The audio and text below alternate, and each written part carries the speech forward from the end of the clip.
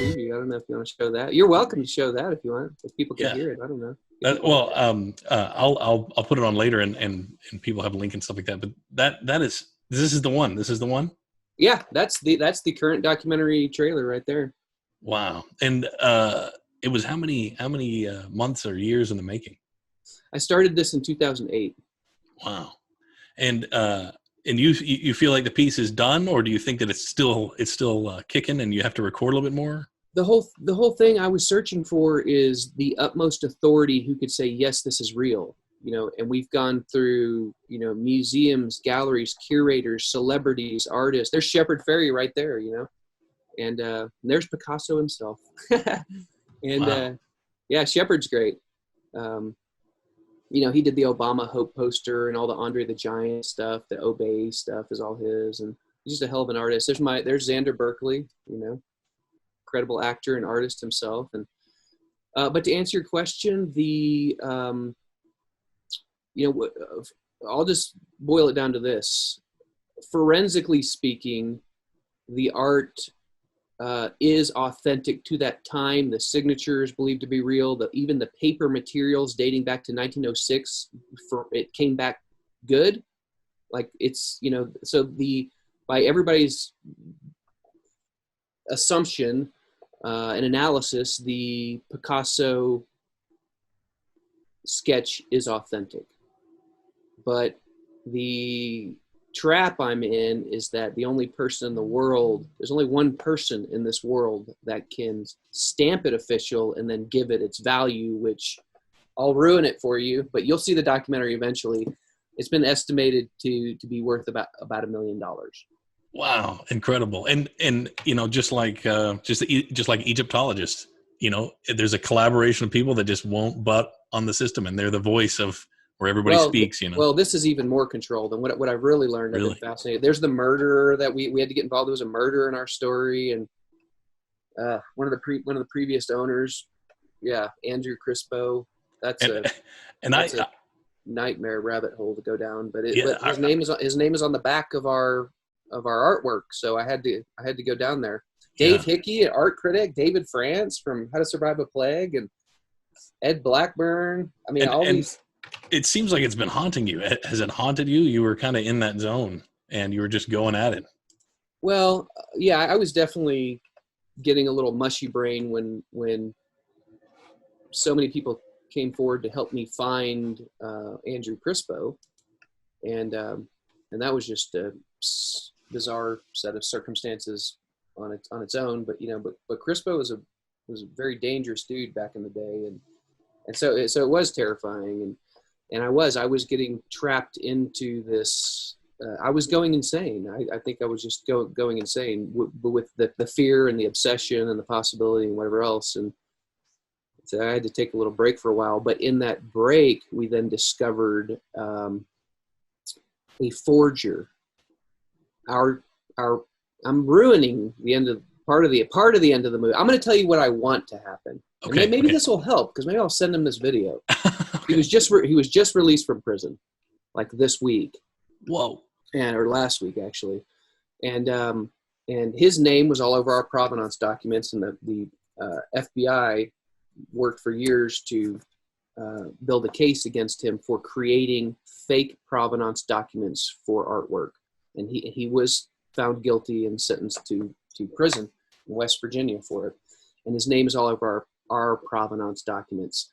So now I know that, we know that Claude Picasso is the only person on planet Earth that can say, Claude Picasso, Picasso's son, is the only person that can say, yes, this is real, and it goes in the catalog, and then it's an officially documented Picasso artwork.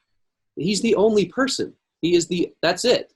Otherwise, I just have this incredible documentary, a ridiculously fascinating story, and one of the most beautiful drawings I've ever seen in my entire life, done by Picasso. So, but this forger guy now could provide a secondary explanation, because if the artwork is real, and we believe that forensics believes that it was put in its frame in the condition I received it in 2008, they're convinced that it was framed in the 50s or 60s.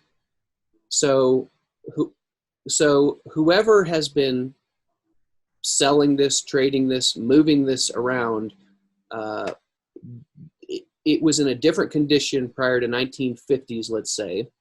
And then from 1960 or 1950s, 60s on, when it was in this antique wooden frame, sealed in the back, which is the way I kept it for almost 10 years until Amon Carter Museum referred me to some forensic people who could actually, on camera, and you remember, you were there that day. You filmed the VR that day. Yeah. So was the first time in 10 years. I waited 10 years to have that cut out of its frame. And then, of course, you remember what happened. I'm not going to ruin it for the audience, but wasn't that an incredible day? Yeah, I mean, I was like, this can't be a forgery.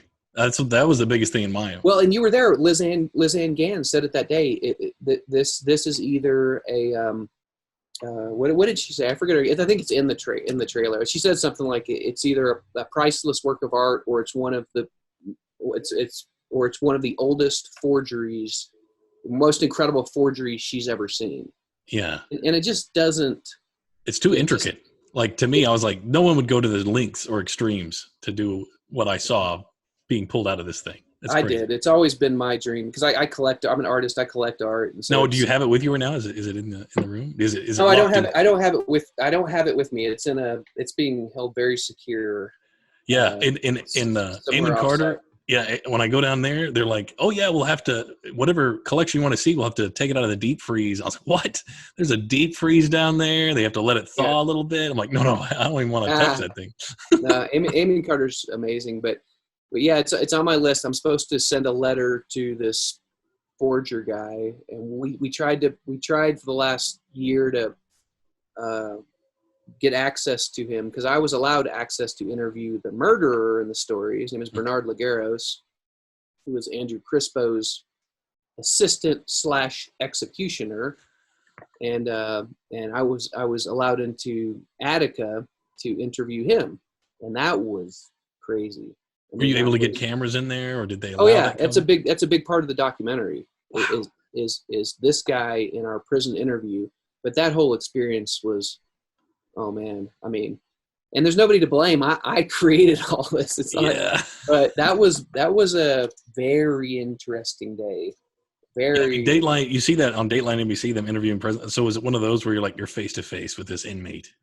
I was face to face, and the guards that were escorting me were just on the other side of the door, basically within arm's reach. They couldn't be on camera, and they couldn't be in the room with me because they basically put us into a cell, essentially. Wow. Put us into a cell-size office is what it was.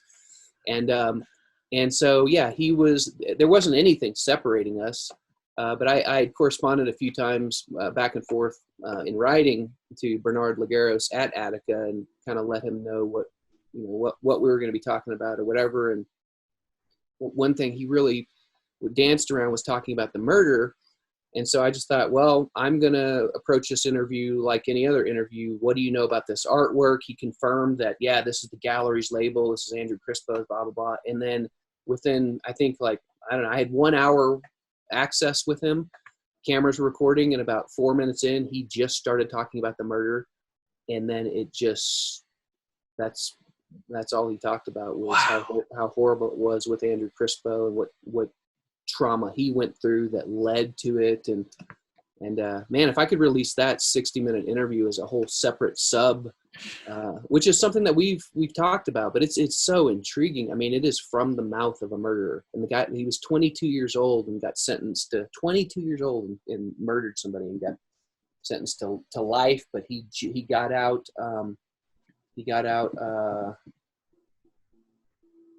I think in at the beginning of 2019. Wow, that's incredible. So he's been out for a year and in New York.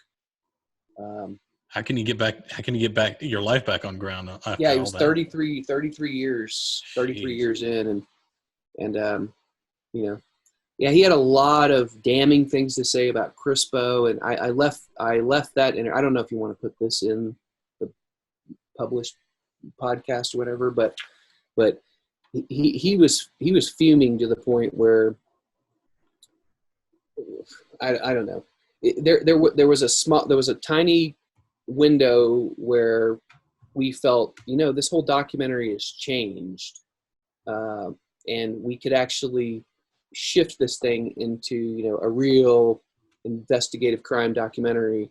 We have enough testimony and evidence that we could actually put Andrew Crispo back on trial for this murder.